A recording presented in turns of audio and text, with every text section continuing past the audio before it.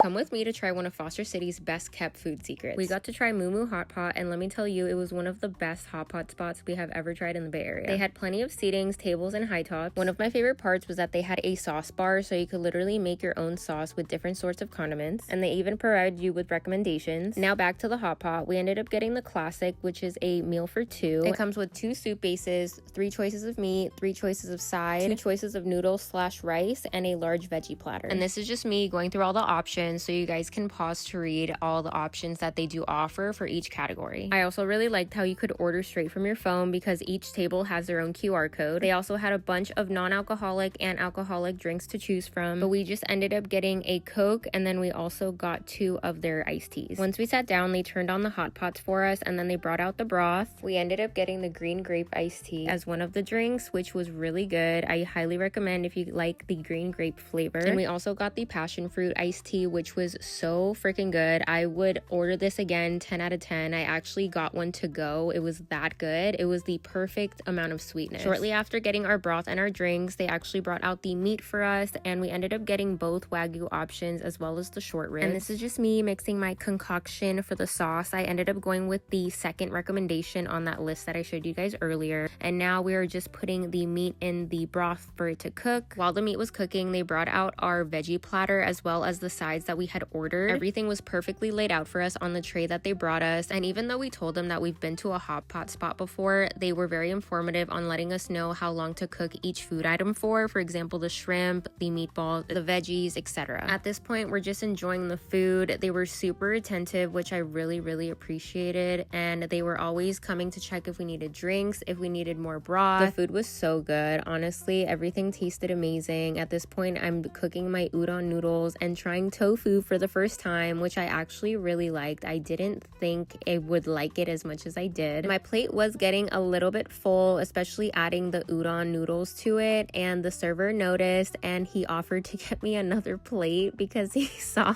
how full my plate was. So that was super attentive, and I really appreciated that. It's the little things. Overall, the experience was a 10 out of 10. If you guys are ever in Foster City, I highly recommend checking them out. They also have 6 locations in the Bay Area, so make sure you guys check out if you have a Moo Moo Hot Pot near you. It was honestly everything you would want a hot pot experience to be: the attentiveness, the friendliness, and overall the quality of the food. So if you guys are ever in the area, I highly recommend checking them out, and make sure you guys follow for more Bay Area food finds.